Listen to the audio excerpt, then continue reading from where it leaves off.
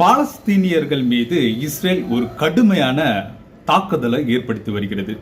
அது வெளிநாடு பிரச்சனை. ஆனா தமிழ்நாட்டுக்குள்ளேயே ஒரு பார்ட்டிக்குள்ள தொடர்ச்சியாக குழாய் சண்டை, அதுதான் நம்ம சொல்ல வேண்டும். அந்த நிலைமையில்தான் அதிமுகவுடைய அந்த உட்கட்சி போர் தொடர்ந்து நீடித்து கொண்டே இருக்கிறது என்பது சமூக ஆர்வலர்கள் மற்றும் பத்திரிகையாளர்களுடைய கருத்தாக இருக்கிறது. இவர்களுடைய பிரச்சனை எப்பதாங்க ஓய போகுது? 10 டைம் எடப்பாடி பழனிசாமி தலைமையில் இருந்தாலும் தோல்வியில் இருந்தாலும் அவர் ஒற்றுமைக்கான அந்த வழிவகையே இதுவரைக்கும் பேச்சுக்களே இல்லை. ஆனால் அவர் மட்டும்தான் தலைமையில் இருக்க வேண்டும். ஓபிஎஸ் அவர்களை கட்சிக்குள்ள நான் ஏற்றுக்க மாட்டேன், அவரை கட்சிக்குள்ள வர வைக்க முடியாது என்று நேற்று முன்தினம் மதுரை விமான நிலையத்தில் ஒரு பேட்டி அளித்திருந்தார்.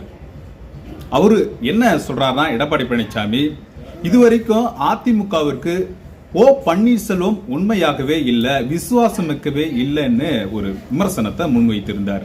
அதற்கு பதிலடி கொடுக்கும் விதமாக முன்னாள் முதலமைச்சர் திரு ஓ பன்னீர்செல்வம் அவர்கள் ஒரு 7 பக்க ஒரு நீண்ட அறிக்கையை வெளியிட்டு தமிழக அரசியல்ல நானும் இருக்கேன்ட்டு மீண்டும் தன்னுடைய போரை தொடுத்திருக்காரு.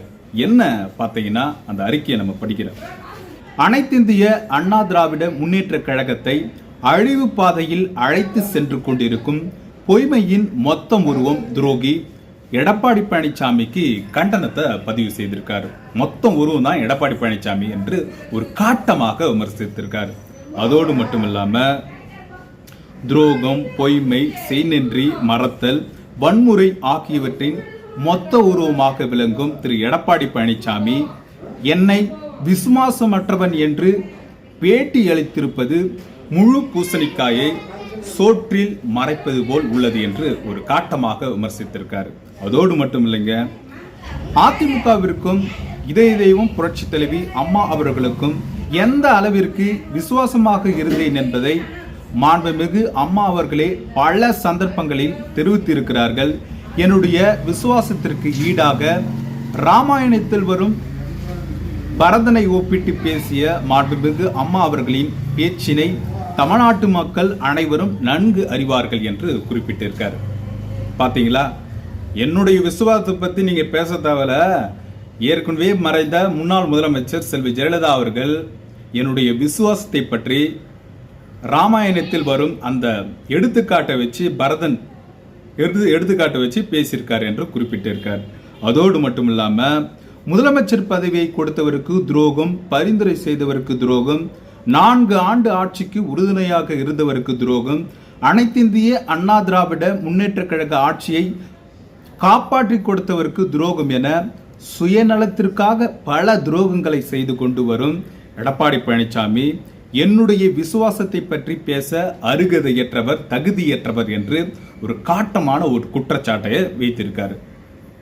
அதோடு மட்டும் இல்லாம 2026 அதிமுக ஆட்சி அமைக்க வேண்டும் என்றால் தலைமை மாற்றப்பட வேண்டும். இதுதான் ஓபிஎஸ் உடைய டிமாண்டாக இருக்கிறது. தொடர் தோல்வியை சந்தித்து வரும் படுதோல்வி எடப்பாடி பழனிசாமியை தொண்டர்கள் நிராகரித்து விட்டனர். இதே நிலை தொடர்ந்தால் அதிமுக மாபெரும் வீழ்ச்சி பெறும் என்று சொல்லியிருக்காரு. நடந்து முடிந்த மக்களவை தேர்தலில் அதிமுக 7 இடங்களில் டெபாசிட் இழந்திருக்கிறது. அதிமுக வரலாற்றில் இத்தனை இடங்களில் டெபாசிட் பறிபோனது இதுவே முதல் முறை. 2026 அதிமுக ஆட்சி அமைக்க வேண்டும் என்றால் தலைமை மாற்றப்பட வேண்டும். என்னை பொறுத்தவரையில் எந்த காலத்திலும் நான் எடப்பாடி பழனிசாமியிடம் யாசகம் கேட்க மாட்டேன், எனக்கு அதற்கான அவசியம் இல்லை என்றும் சொல்லியிருக்காரு. அதோடு மட்டும் இல்லைங்க, அதிமுக ஒன்றுபட வேண்டும் என்று நான் சொல்லி வருகிறேன். கட்சி இணைவதற்கு நான் எந்த தியாகத்தையும் செய்ய தயார். கட்சி இணைய எடப்பாடி பழனிசாமி எந்த தியாகத்தையும் செய்ய தயாரா என்பது ஒரு பகிரங்கமான ஒரு கேள்வியை எழுப்பியிருக்காரு. இந்த நிலைதாங்க இந்த அதிமுக உட்கட்சி போர் தொடர்ச்சியாக நீண்டு கொண்டே போகிறது. ஏன்னா நடந்து முடிந்த மக்களவை தேர்தலில் ராமநாதபுரம் தொகுதியில் முன்னாள் முதலமைச்சர் திரு ஓ பன்னீர்செல்வம் சுயேட்சையாக போட்டியிட்டு 3.5 லட்சம் அந்த வாக்குகளை பெற்றிருக்கிறார். அங்க அதிமுக டெபாசிட் இழந்திருக்கிறது. அதுதான் எடப்பாடி பழனிசாமிக்கு மிக ஒரு கோபமாக அந்த பேட்டியில வெளிப்படுத்தியிருக்காரு. ஏன்னா அதிமுக எதிராக அவரு ராமநாதபுரத்துல நின்றாரு, இவர் தான் விசுவாசம் மிக்கவரா என்று அவரும் கேள்வி எழுப்பியிருக்காரு. அதுதான் நான் சொல்றேன், கூட்டு தலைமை இருந்தால்தான் அதிமுக வெற்றி பெறும். உங்களுடைய பேஸ்கட்டை வச்சு ஜெயிக்க முடியாது. ஏன்னா கூட்டு தலைமை இருந்தால்தான் ஜெயிக்க முடியும். துரோகம் துரோகம் துரோகம் இப்படி பல பேருக்கு துரோகத்தை மட்டுமே தனது குறிக்கோளாக இருந்து வரும் திரு எடப்பாடி பழனிசாமி அவர் உணர வேண்டும்.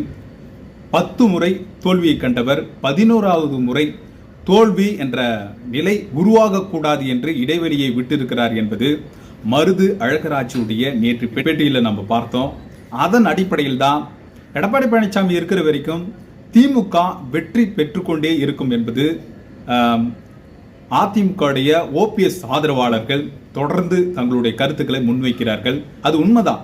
ஏன்னா இவரும் தனியாக நிற்கிறாரு. திமுக கூட்டணி ஒரு பலம் பொருந்திய கூட்டணியாக இருக்கிறது. அது எல்லாமே வாக்குகளை பிரிக்கக்கூடிய ஒரு சூழ்நிலை ஏற்பட்டிருக்கு. 2026 மீண்டும் எடப்பாடி பழனிசாமி கூட்டு தலைமை வேண்டாம், நான் மட்டுமே இருக்கிறேன், நான் இந்த கட்சியை நடத்துவேன் என்று சொன்னால் 2026 அதிமுக தோல்வியை காணும். அதுதான் நிதர்சனமாக உண்மை. வரும் காலத்தில் அதுதான் நம்ம பேச போறோம். வரும் காலத்தில் எடப்பாடி பழனிசாமி அதிமுகவை ஒன்றிணைக்கக்கூடிய அந்த முயற்சி எடுக்கிறாரா, இல்ல ஆணவத்தின் உச்சியில் இதே நிலையில் தான் நான் இருப்பேன் என்று அந்த ஸ்ட்ராட்டஜியை மெகா கூட்டணி அமைத்தார்ல மக்களவை தேர்தலில், அதேமாரி பேட்டி கொடுத்துட்டு ஒன்றும் இல்லாம போகிறாரா என்பது நம்ம பொறுத்திருந்து தான் பார்க்க வேண்டும். மீண்டும் ஒரு அடுத்த நிகழ்வில் சந்திக்கிறேன். நன்றி, வணக்கம்.